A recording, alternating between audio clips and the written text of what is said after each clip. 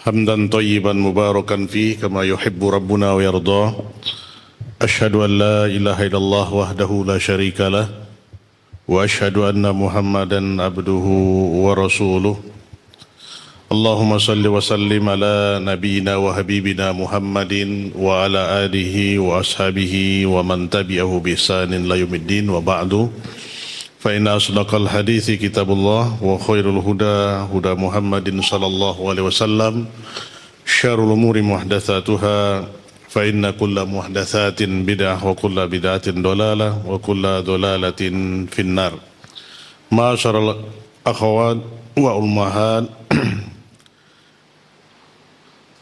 para akhwat dan ummahat Masjid Umar bin Khattab, pendengar setia Radio Pasaman FM dan pemirsa Najah TV yang diberkahi Allah Subhanahu wa taala. Azin lahu wa yakunna jami'an. Alhamdulillah, kita bersyukur kembali kepada Allah atas izinnya jualah dapat kembali berhadir dalam majelis ilmu yang mulia ini. Salawat dan salam tercurahkan sentiasa kepada Nabi besar kita, kekasih kita Muhammad sallallahu alaihi wasallam dan kepada keluarga beliau. Seterusnya, ibu-ibu dan para akhwat dimurkai Allah Subhanahu wa taala, kita akan melanjutkan kajian kita, yaitu kitab yang kita bahas setiap pekan ketiga di hari Jumat ini, yaitu membahas tentang Rasul fi baiti. Dan ini adalah poin terakhir yang akan kita bahas, yaitu di poin ke-16 dari kitab beliau ini, kitab Syekh ini. Dan insyaAllah pertemuan berikutnya itu akan ikhtitam atau penutup. Di pembahasan terakhir ini, Syekh menulis tentang judul wujubu baqa al-qawamah biyadir rijal, yaitu wajibnya kekuasaan itu di tangan suami, yaitu wujub baqaul qawamah. Jadi artinya kepemimpinan itu sebenarnya adalah di tangan suami. Ya, bagaimana seorang kepala keluarga atau suami itu memiliki kekuasaan, memiliki kepemimpinan di rumah tangganya. Syekh mengutip, "Idza kana ar-rajulu hayyinan layyinan ma'a zawjatihi, falaysa ma'na dzalika an yasbiha karrasan fi yadihi." Yes.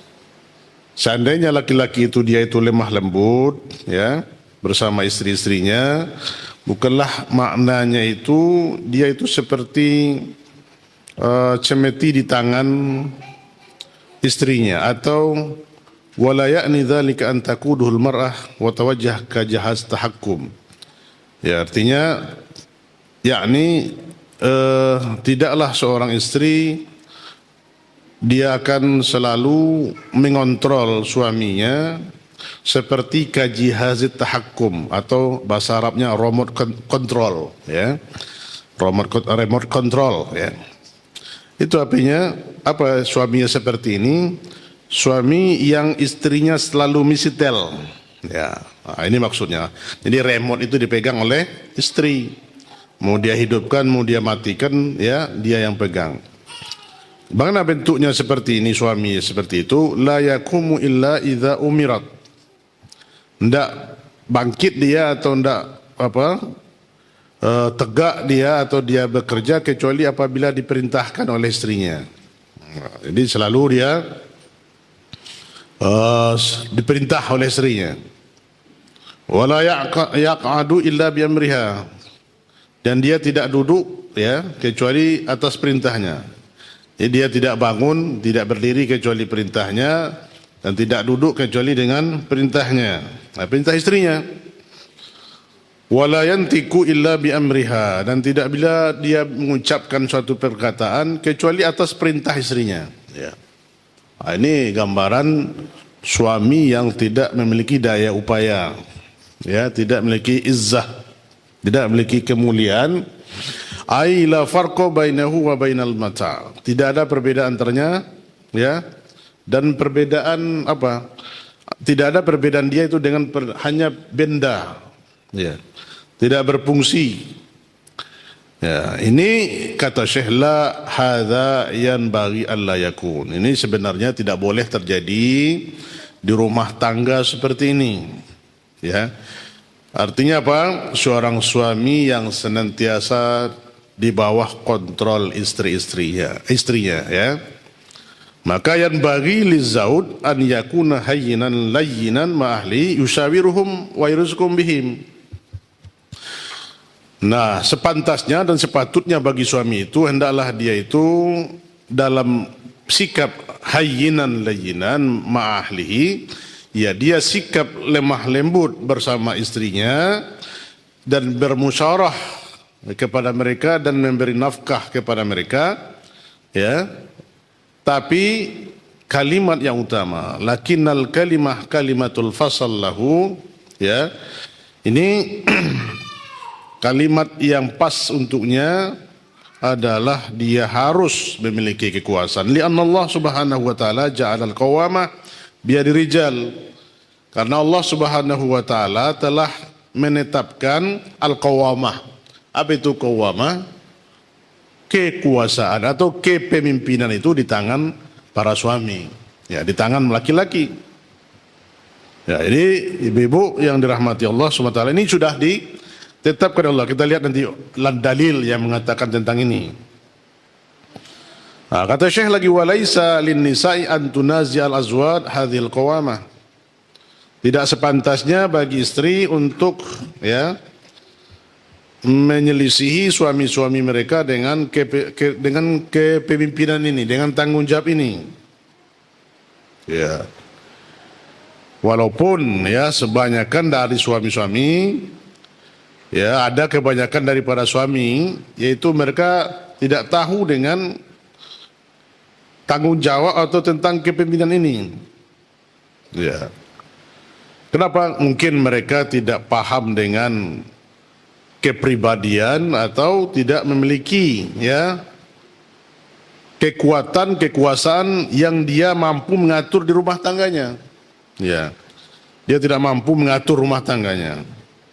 Sementara di rumah itu istri lebih berkuasa, ya, lebih berkuasa dalam mengatur suaminya, dan jadilah kekuasaan itu di tangan istri.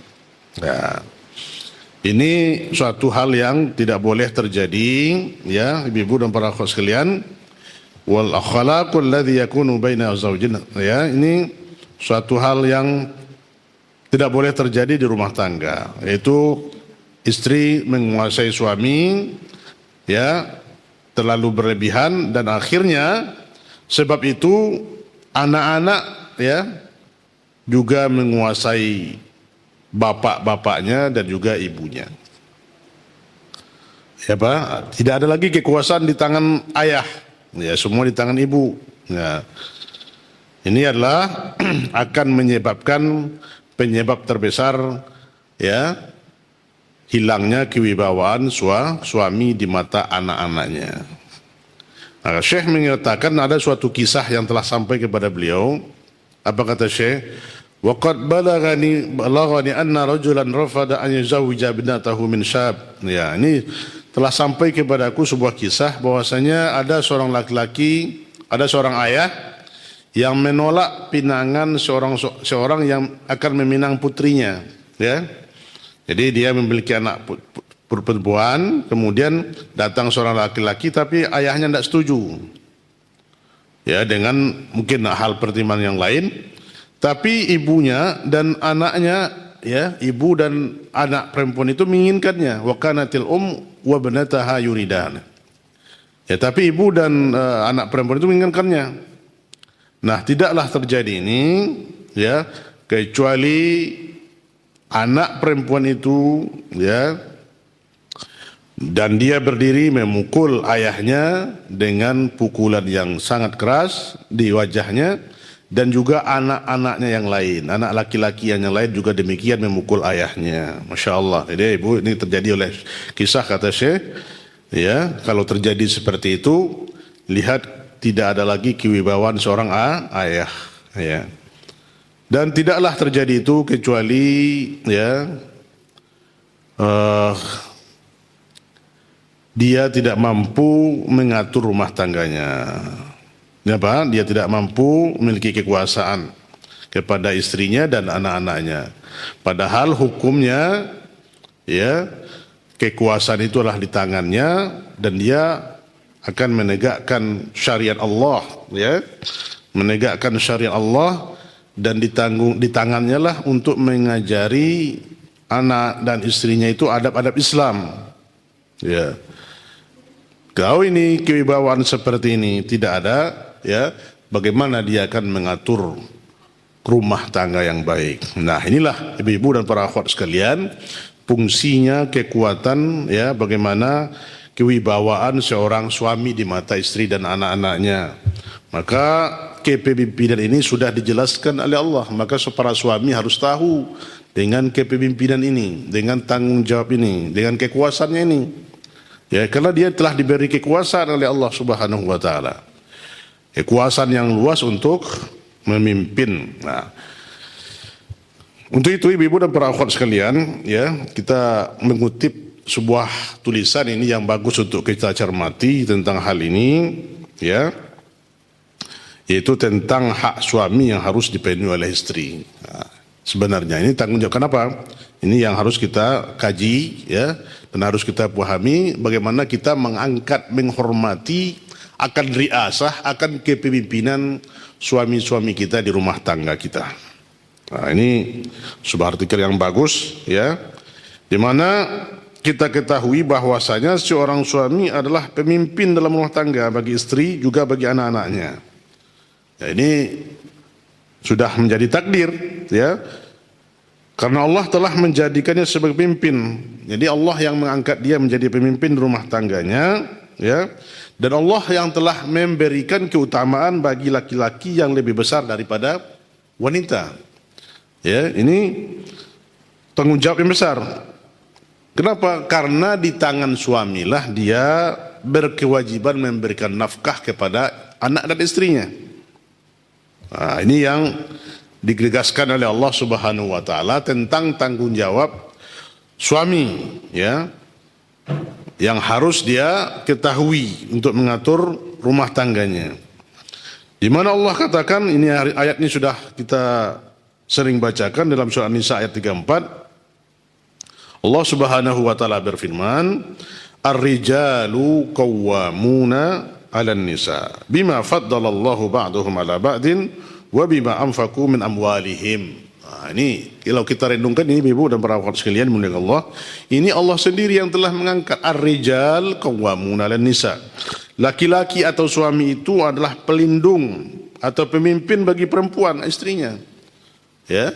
Jadi suami ini harus sebagai pelindung, sebagai pemimpin, bukan dia yang dilindungi. Ini terbalik, ya.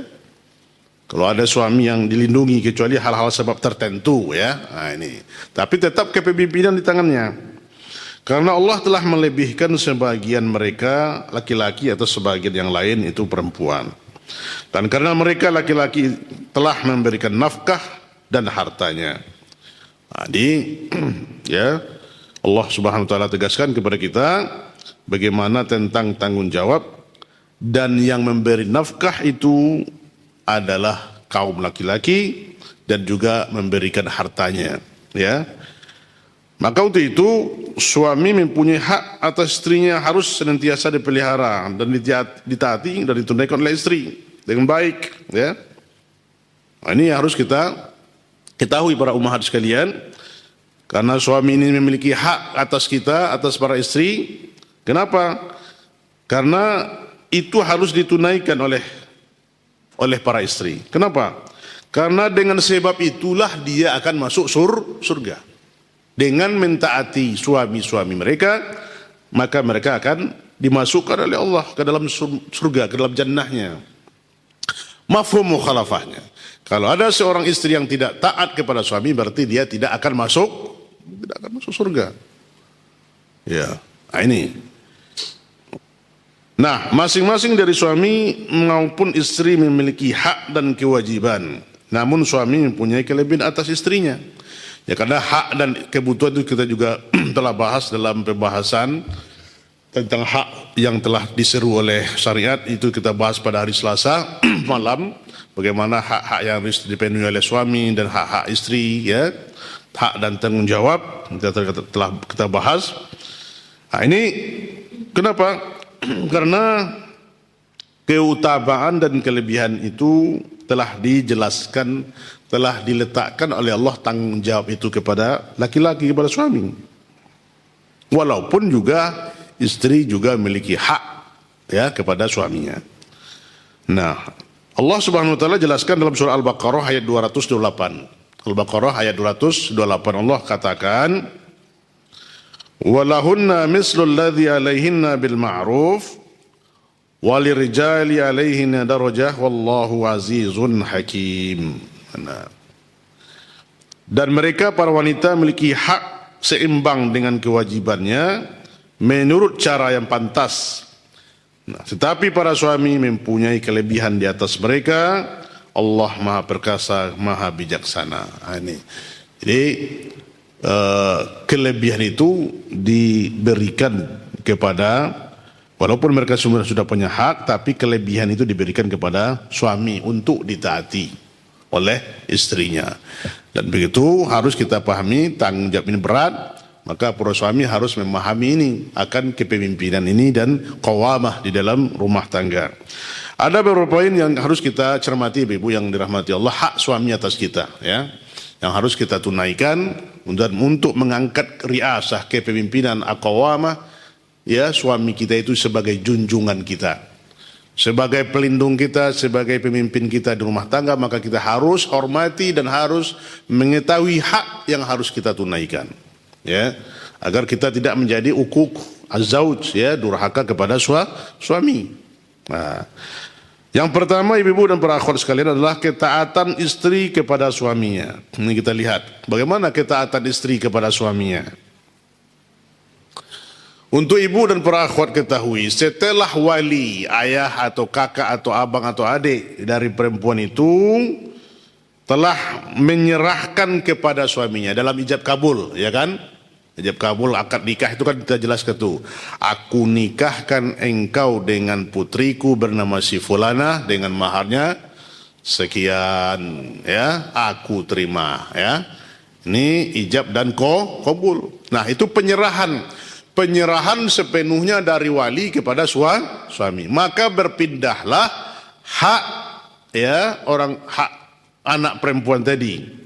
Kalau anak perempuan di dalam Islam, kalau dia belum bersuami, maka yang memberi nafkahnya itu adalah orang tuanya. Walaupun dia sudah tua, sampai tua tidak bertemu jodohnya mungkin, tetap tanggung jawab nafkah itu kepada orang tuanya.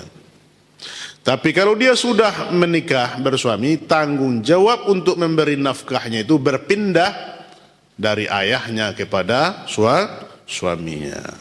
Nah, beda dengan laki-laki, ibu dan para akhwat sekalian. Kalau para suami tetap dia menafkahi orang tuanya, ya, sampai beliau meninggal.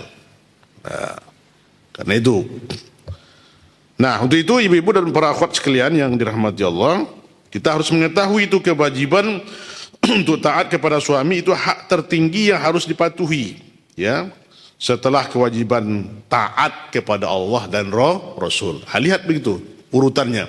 Taat kepada Allah dan taat kepada Rasul. Setelah itu taat kepada siapa lagi?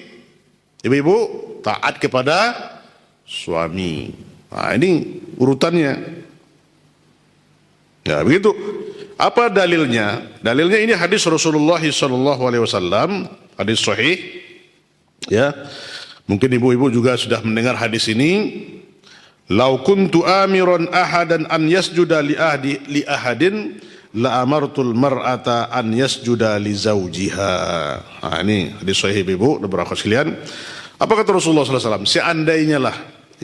Seandainya aku boleh menyuruh seseorang sujud kepada seseorang, maka aku akan perintahkan seorang wanita untuk sujud kepada suaminya. Nah, ini di sini apa maksudnya ibu-ibu dan para akhwat sekalian? Ya, dijelaskan ini oleh Syekh dalam syarah hadis ini. Sujud itu merupakan bentuk ketundukan, ya, tunduk. Ya, kalau kita sujud tunduk patuh, ya, bagaimana kita sujud kepada Allah. Nah, hadis ini mengandung bahwa suami mendapatkan hak terbesar atas ketaatan istri kepadanya. Ya, dalam sujud di sini adalah hak suami mendapatkan hak yang seutuhnya, mendapatkan hak yang terbesar dalam hal kepatuhan, ketundukan istrinya. Sedangkan kata aku boleh, seandainya aku boleh, ya, menunjukkan bahwa sujud kepada manusia tidak boleh. Jadi sujud kepada manusia itu dalam kata-kata aku perintahkan untuk sujud, tapi sujud kepada manusia itu tidak boleh. Dilarang hukumnya dalam agama Islam atau hukumnya haram. Tidak boleh kita sujud kepada makhluk selain Allah. Ya, begitu juga sujud kepada manusia. Yang boleh kita sujud itu hanyalah kepada Allah. Nah, begitu Rasulullah SAW mengumpamakan. Seandainya lah boleh aku ya perintahkan sujud, kalau boleh manusia itu sujud, niscaya aku perintahkan seorang istri untuk sujud kepada suaminya. Nah, begitu ketinggian kepatuhan dan ketundukan yang harus dilakukan oleh para istri.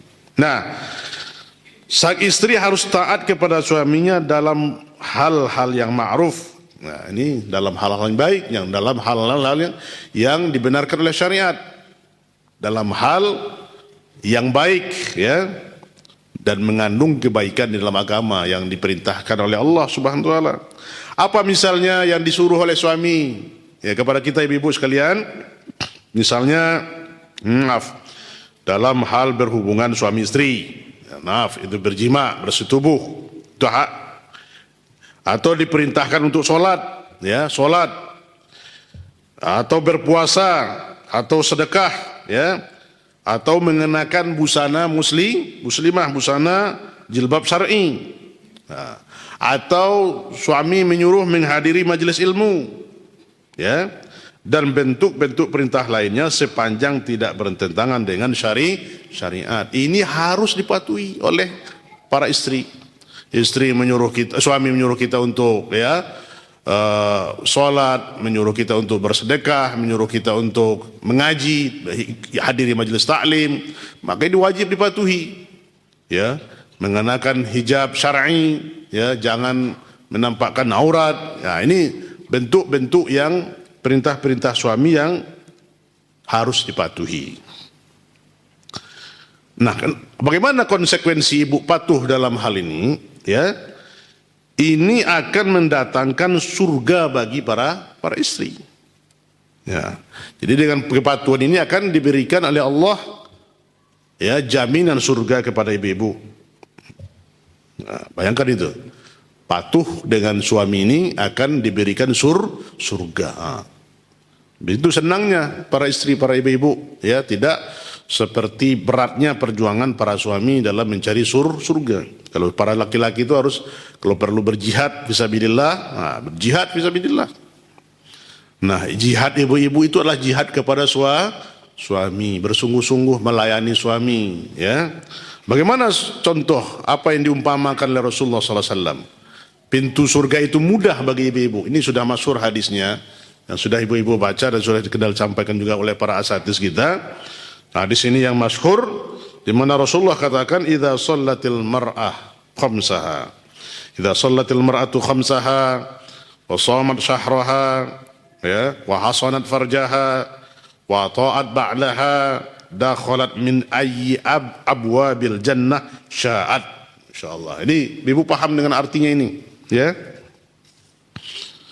Apabila seorang istri mengerjakan sholat lima waktu, berpuasa di bulan Ramadan, menjaga kehormatannya atau menjaga kemaluannya, dan taat kepada suaminya.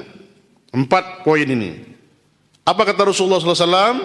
Niscaya ia akan masuk surga dari pintu mana saja yang ia kehendaki. Masya Allah ibu-ibu, ya. Ayu abwabil jannah sya'at. Nah, itulah 4 poin ini. Bagaimana ibu-ibu menjaga solat yang 5 waktu, ya, tepat waktu, tidak menunda-nunda solat. Nah, ibu utamanya solatnya di rumah, bahkan lebih utamanya lagi adalah di kamarnya. Kemudian puasa bulan Ramadan, ya, dan memelihara kehormatan diri dan taat kepada suami. Nah, ini disuruh oleh Allah memilih pintu surga yang mana ibu-ibu inginkan. InsyaAllah.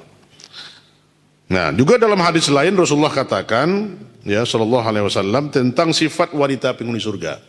Ini ada beberapa sifat wanita surga ibu-ibu. Mudah-mudahan ibu-ibu dan para akhwat sekalian, ya Allah masukkan ke dalam jannahnya, amin.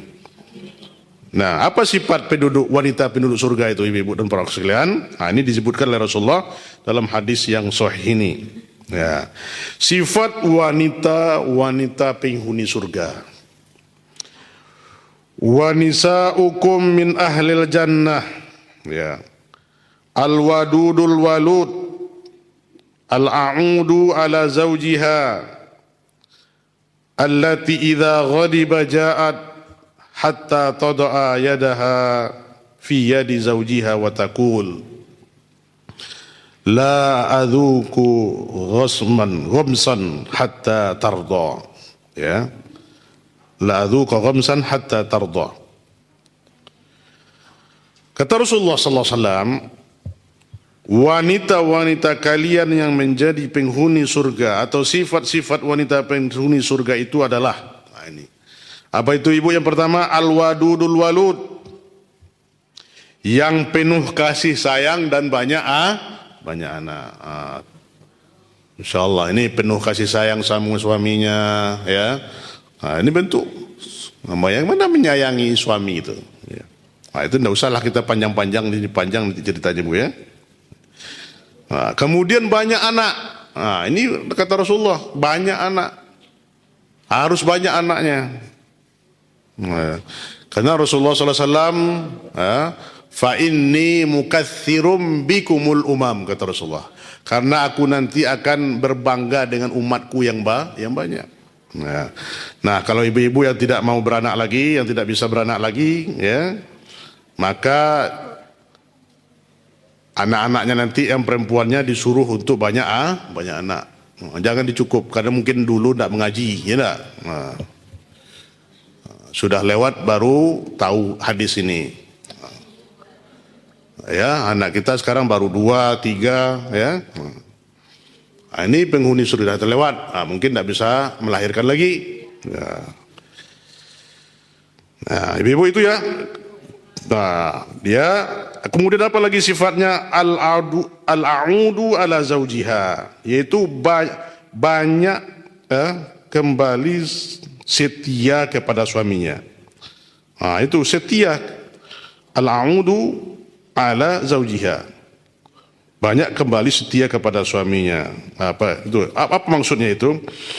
Yang allati idza ghadibat ja'at hatta. Nah, apabila suaminya marah, ya, marah suami itu, kemudian ia mendatanginya, suami istri tadi mendatanginya dan meletakkan tangannya di atas tangan suaminya. Nah, apa kata istrinya itu kepada suaminya? Ini dia terjemahnya ibu ya. Apa kata istrinya itu? La adzuqa ghamsan hatta tarda. Aku tidak dapat tidur nyenyak hingga engkau ridha. Ini ibu. Jadi kalau ada suami ibu marah, ya, segera datanginya, letakkan tangan ibu-ibu di atas tangannya.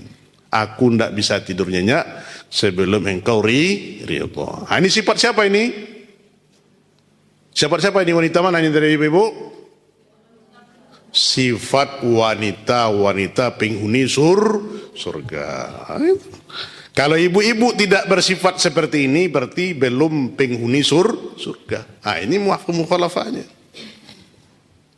Jangan dibiarkan suami itu marah sampai pagi, ya.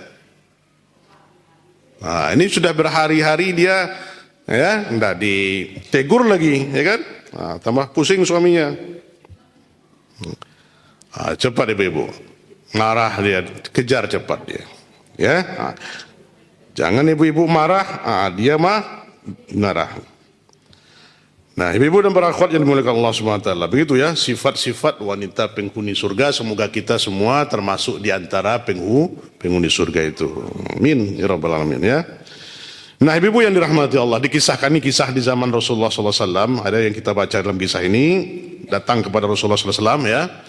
Ada seorang wanita yang datang dan mengadukan perlakuan suaminya kepada Rasulullah SAW, ya, mengadu kepada Nabi. Ini hadisnya, riwayatnya dari Husain bin Mihsan, ya. Dari Husain bin Mihsan, kisah ini bahwasanya saudara perempuan dari bapaknya, yaitu bibinya, bibi dari Husain bin Mihsan ini, ya, pernah mendatangi Rasulullah sallallahu alaihi wasallam. Ya, kenapa?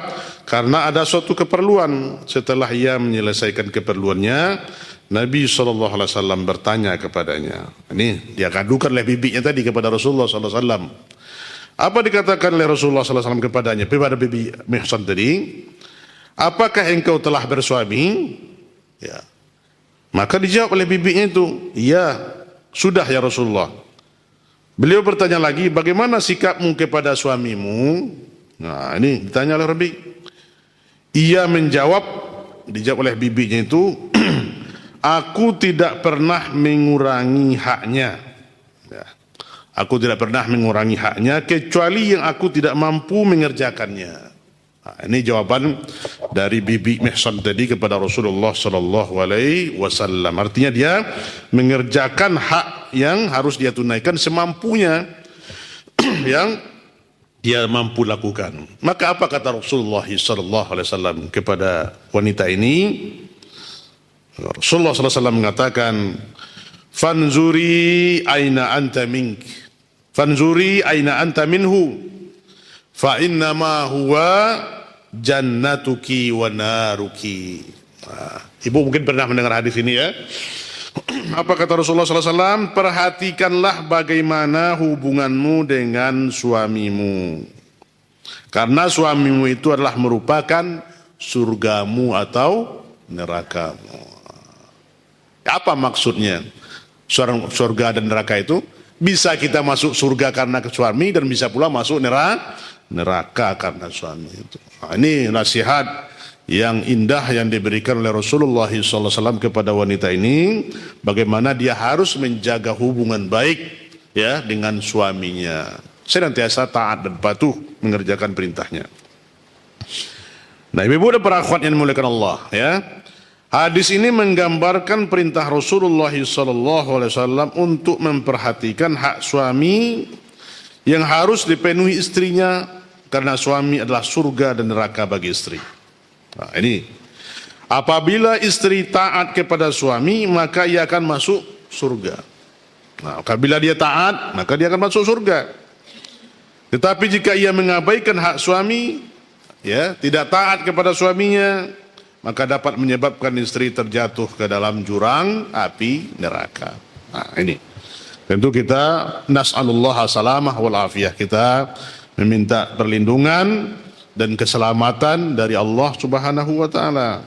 Nah, ibu yang dirahmati Allah, bahkan dalam masalah hubungan suami istri, ya, jika istri menolak, nah, ini perlu ibu-ibu untuk ketahui, walaupun ini sering didengarkan, untuk mengulang kaji lagi, ya.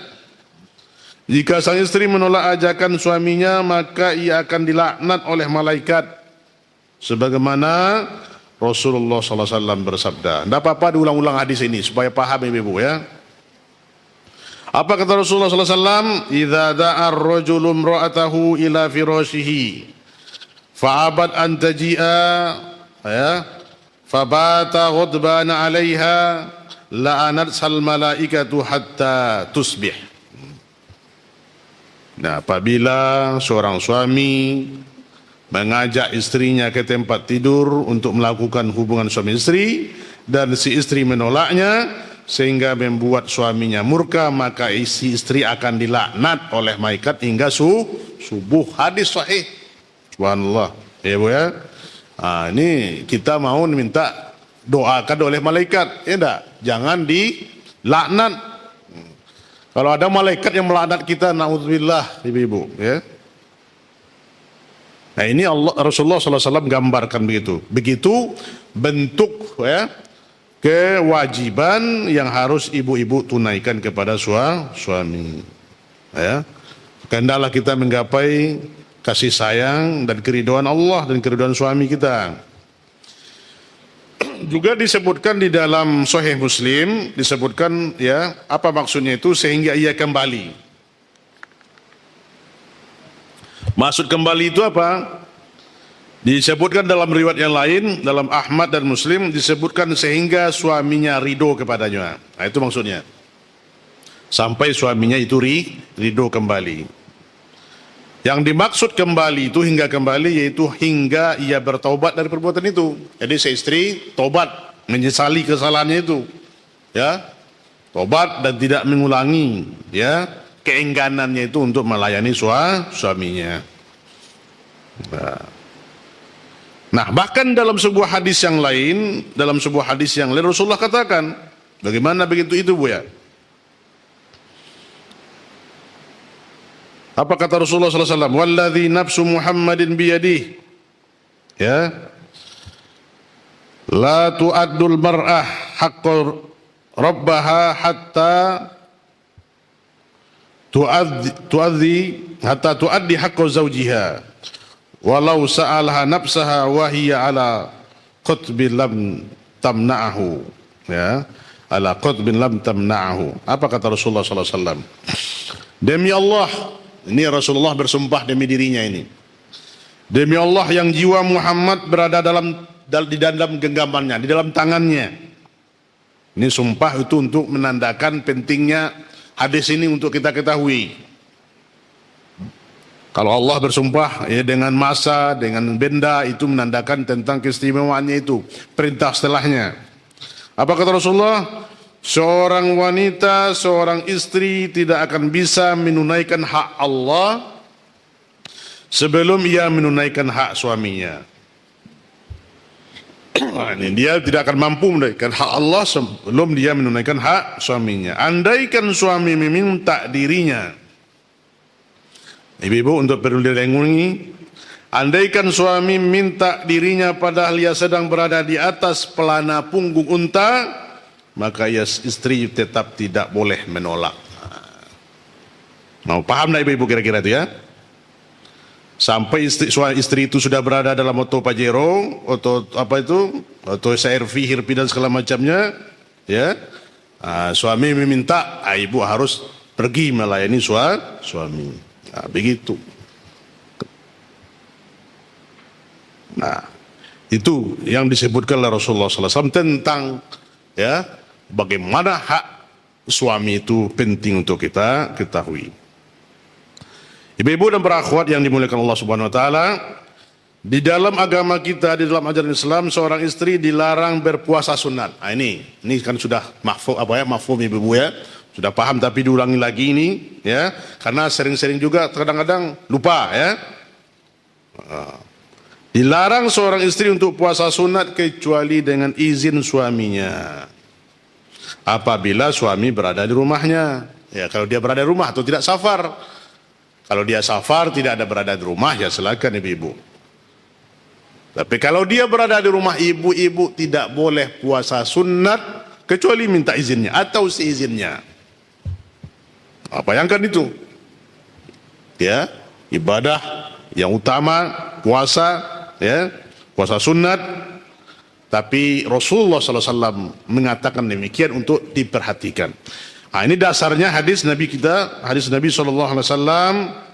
Dalam hadis yang sahih dikatakan oleh Rasulullah SAW, la tasummu al-mar'ah wa ba'laha syahida illa biizni, wa la ta'adzana fi baitihi wa huwa syahidun illa biizni, wa ma anfaqat min kasabihi min ghairi amrihi fa inna nisfa ajrihi lahu. Nah, ini ibu yang dirahmati Allah.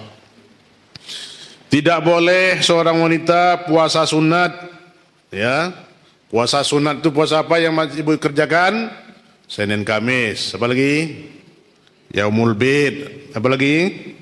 Bahkan ada ibu-ibu yang mungkin puasa puasa Buddha, puasa Daud, ya, puasa Daud. Nah, harus minta izin terus. Sedangkan suaminya ada, tidak safar kecuali dengan izinnya.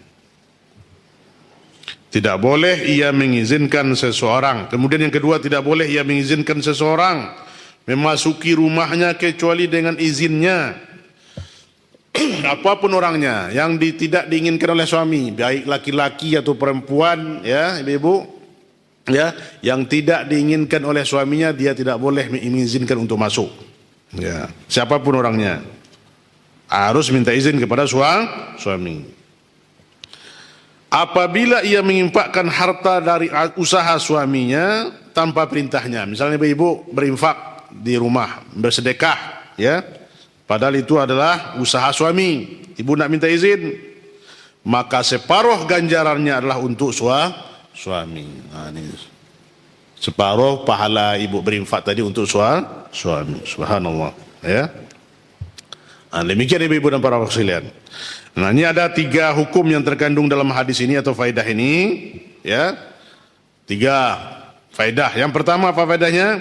Dilarang puasa sunat kecuali dengan izin suami. Nah, ini yang pertama ibu-ibu perlu jaga, ya, jangan lupa terus, ya. Minta izin karena kita semangat ibadah, alhamdulillah, tapi jangan lupa hak suami. Kalau dia sedang berada di rumah atau tidak safar, ya, maka minta izin, bolehkah saya untuk melaksanakan puasa hari ini. Nah, yang kedua, hukumnya tidak boleh mengizinkan orang lain masuk kecuali dengan izin suami. Maka rumah ibu itu harus dikunci, terkunci rapat-rapat. Ya. Baik suami berada di rumah ataupun tidak ada di rumah, apalagi suami tidak berada di rumah. Ya.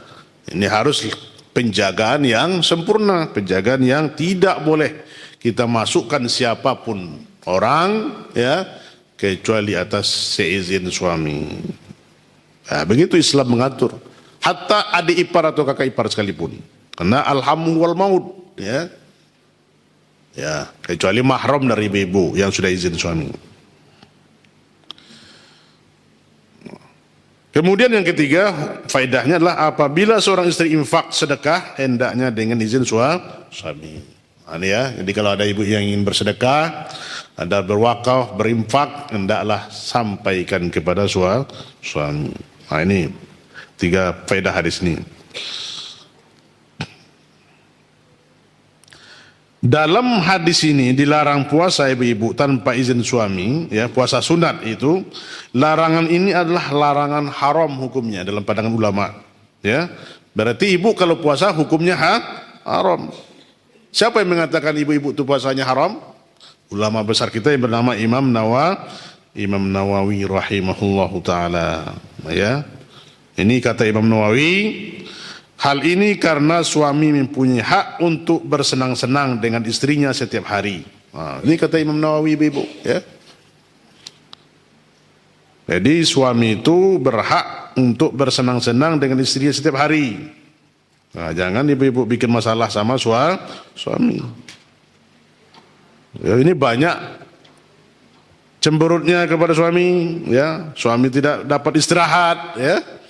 Suami tidak dapat bersenang-senang dengan ibu-ibu. Nah, ini azab pada suami ini. Hak suami ini sekaligus merupakan kewajiban seorang istri untuk melayani suaminya setiap saat. Nah, setiap saat ibu-ibu. Kewajiban tersebut tidak boleh diabaikan dengan alasan melaksanakan amaliyah sunnah atau amalan wajib yang dapat ditunda pelaksanaannya. Masya Allah ibu-ibu, ya. Bahkan amalan wajib pun yang bisa ditunda pelaksanaannya. Bisa ditunda. Misalnya apa itu? Mengkodo puasa. Ya, kan wajib tuh bu, ya. Tapi suami belum mengizinkan. Bisa ditunda. Ibu dan para akhwat pendengar setia Radio Pasaman FM dan pemirsa Najah TV rahimani wa rahimakumullah jami'an, kita lanjutkan. Nah, ibu-ibu yang dimuliakan Allah, setelah tadi jelas bagaimana hak yang harus ditunaikan oleh istri kepada suami, dengan gamblang Rasulullah telah menjelaskan kepada kita. Bahkan jangankan perkara yang sunat, yang wajib, yang bisa ditunda pun itu bisa ditunda pelaksanaannya kalau belum dapat izin suami. Nah, begitu juga, ya, istri berkewajiban mematuhi suaminya dalam melampiaskan syahwatnya. Maka lebih wajib lagi baginya untuk mentaati suaminya dalam urusan yang lebih penting dari itu. Seperti apa? Yaitu berkaitan dengan pendidikan anak dan kebaikan keluarganya serta hak-hak dan kewajiban lainnya. Ya, lebih utama lagi adalah dalam hal, ya, pendidikan anak, tarbiyah, ya, untuk kebaikan keluarga dan hak-hak yang lain yang harus ditunaikan oleh para istri, ya.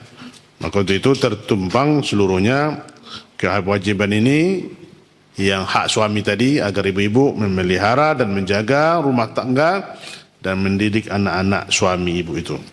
Nah, Al-Hafiz Ibnu Hajar rahimahullah mengatakan, ya, Al-Hafiz Ibnu Hajar dalam mengomentari hadis ini beliau mengatakan terdapat petunjuk bahwa hak suami lebih utama dari amalan sunnah. Nah, ini kata Ibnu Hajar, ya.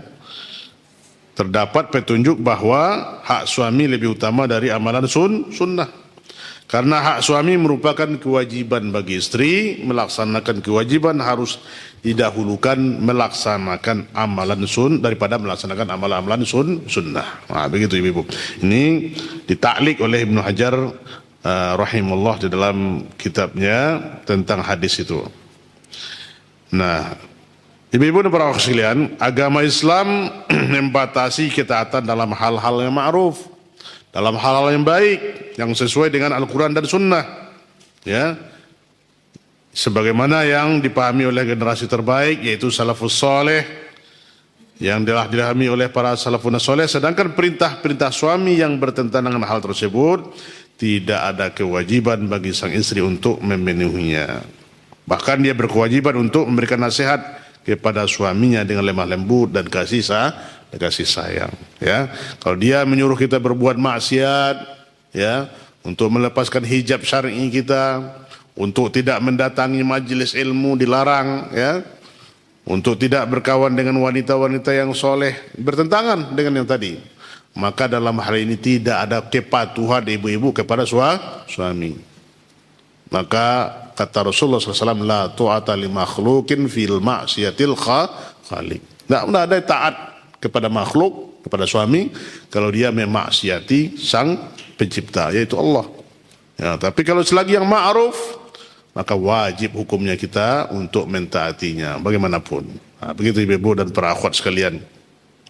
Nah, bagaimana seadanya sekarang suami, ya, yang masih bergelimbang dalam maksiat, kalau ibu sabar menghadapinya, ibu bawa terus, itu pahala yang besar, ya. Sabar dengan kelakuannya, kita ajak terus, ya, bersabar dengannya, ya. Tapi apakah seorang wanita dengan alasan syar'i boleh minta cerai? Boleh. Kalau suaminya tidak sholat, ya, tidak lagi melakukan kewajiban, dia tidak lagi mau melaksanakan perintah Allah, kalau seandainya istrinya tidak mau lagi dengan alasan syar'i, maka dia boleh untuk meminta gugat cerai kepada suaminya, dan ini dibenarkan, ya, kalau alasannya jelas. Tapi kalau dia masih mempertahankan keutuhan rumah tangganya, dia tetap sabar dengan kelakuan suami, ini pahala yang besar pada ibu-ibu, ya. Sabar terus, dakwah terus dia sampai dia mendapat petunjuk dan hidayah dari Allah Subhanahu wa taala. Mungkin dia adalah bapak dari anak-anak kita yang telah bersama kita dengan kehidupannya. Nah, ini yang harus kita doakan terus, semoga dia menuju hidayah Allah Subhanahu wa taala. Ibu-ibu dan para akhwat ilmu Allah, mungkin itu ya pembahasan kita di sore ini. Di poin yang terakhir dari kitab ini, insyaallah pertemuan berikutnya itu penutup, ya, khatimatun dari buku yang kita bahas ini. Mungkin ada pertanyaan sebelum kita akhiri. Allah taala alam bisawab. Assalamualaikum warahmatullahi wabarakatuh. Iya.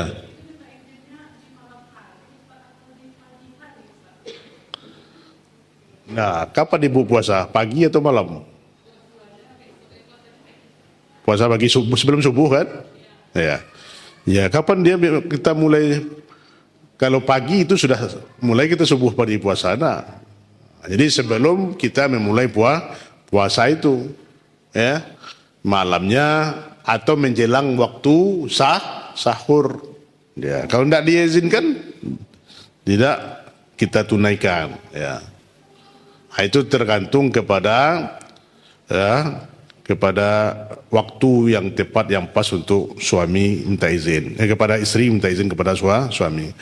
Ya, sebelum kita melaksanakannya. Ya, sebelum kita melaksanakan. Kalau ibu sudah makan sahur dulu baru minta izin, itu bentuk pelanggaran, ya, bentuk pelanggaran kepada suami. Ibu tidak boleh makan sahur, tidak boleh niat puasa sebelum minta izin kepada suami. Begitu. Wallahu taala alam. Masih ada ibu? Waalaikumsalam warahmatullahi.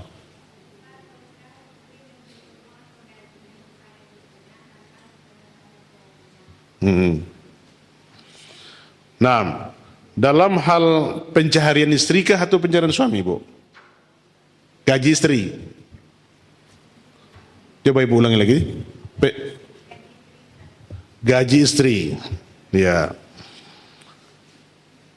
Karena kaitan hal ini, harta suami itu adalah harta ibu, ya. Dan harta yang ibu miliki itu adalah kalau hasil usaha dari ibu itu minta izin juga akan keridhaan suami, ya, karena ibu itu adalah dalam hak tanggungan suami, ya, walaupun itu adalah hasil usaha ibu, karena ibu itu sudah diberi nafkah oleh suami. Dan tanggung jawab untuk mencari nafkah itulah suami, dan ibu hanya membantu, ya, sifatnya membantu suami dalam hal kebutuhan mencari nafkah. Maka juga untuk memberikan sesuatu harus minta, apa lagi harta pencaharian dari suami. Nah, itu kaitannya apa? Harus minta izin keridhaan suami. Karena kita memberikan itu untuk mencapai keridhaan Allah, ya. Karena keridhaan tadi bertiga. Apa itu, Bu? Keridhaan Allah, keridhaan Rasul, dan keridhaan suami. Ya, maka kalau seandainya suami tidak ridho, maka itu menyebabkan dia, ya, karena kita menyebabkan masuk surga dan masuk neraka itu adalah karena suami. Jadi ibu disarankan untuk minta izin kepada suaminya. Itu yang lebih tepat, karena tanggung jawab kepemimpinan itu di tangan suami yang mengatur semua urusan rumahnya. Ya, kalau nanti seandainya dia mengetahui ibu memberikan sesuatu kepada yang lain, akhirnya tahu, itu akan memberikan rasa apa? Ya, suami tidak enak, atau suami tidak merasa nyaman dengan perbuatan istrinya itu. Jadi sekarang keridhaan suami itu harus kita utamakan. Wallahu taala alam. Silakan, masih ada, Bu?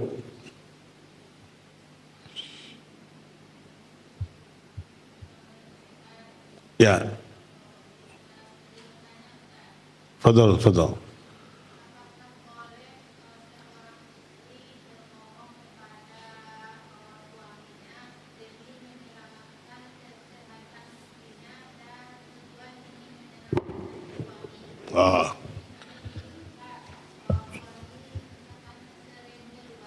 Ya.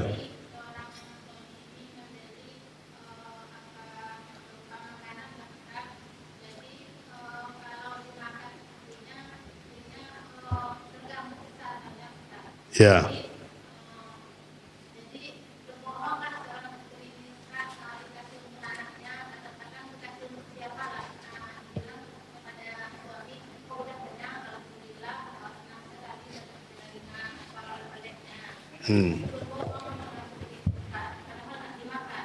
Ya. Ya, Bu. Dalam hukum agama kita, apapun, ya, hatta mizah pun berdusta tidak dibolehkan, ya. Berbohong tidak boleh dalam agama kita, ya. Jadi lebih baik nilai-nilai kejujuran dijunjung tinggi, apa dari nilai-nilai kejujuran dalam berumah tangga. Katakan dengan sebenarnya, ya. Itu lebih baik dan akan menatapkan ketentraman. Karena kata Rasulullah SAW, as-sidqu tuma'ninah wal kadhibu raibah. Kata Rasulullah, kejujuran itu adalah akan mendatangkan ketenangan, dan dusta itu akan mendatangkan apa itu, ya, kebimbangan, kerancuan hati, atau kebimbangan dalam hati kita. Kalau dia tahu nanti bagaimana, ini terus akan mendatangkan syak dalam hati. Maka hendaklah dijunjung tinggi nilai-nilai kejujuran. Nah, ini dikatakan oleh Rasulullah, dan hadis ini dalam sahih, dalam kitab Arba'in Nawawiyah ini disebutkan oleh Rasulullah SAW. Ya, lebih katakan jujur ini tidak boleh anak konsumsi, tidak boleh saya makan, lebih baik diberikan kepada anak-anak atau diberikan kepada tetangga, dan itu suami akan senang, ya. Dan kalau bisa nanti tolong dibawa yang lain, rekomendasi ibu yang boleh ibu makan, yang boleh ibu supaya suami bisa tahu pula yang dibawa oleh suami. Ini kalau tidak disampaikan dia akan terus bawa nanti itu, ya. Dan lebih baik jujur dan berikan, bahkan bisa juga minta rekomendasi oleh-oleh yang ingin ibu-ibu dibawa oleh suami pulang ke rumahnya. Nah, kan banyak ibu pulang dari safar, saya belikan itu, boleh, ya. Nah, ini lebih menenteramkan jiwa kita. Wallahu taala alam bisawab. Mungkin itu ibu, ya, di kesempatan sore ini karena waktu asar sudah hampir masuk. Semoga yang kita kupas di sore hari ini berfaedah kepada kita semua dan bermanfaat. Benar ini datang dari Allah dan salah datang dari anda sendiri dan syaitan. Anda mohon ampun. Kita tutup dengan membaca khatam majelis. Subhanakallahumma wa bihamdika asyhadu an la ilaha illa anta astaghfiruka wa atubu ilaik. Wabillahi taufiq wal hidayah. Wassalamualaikum warahmatullahi wabarakatuh. Ya, Bu.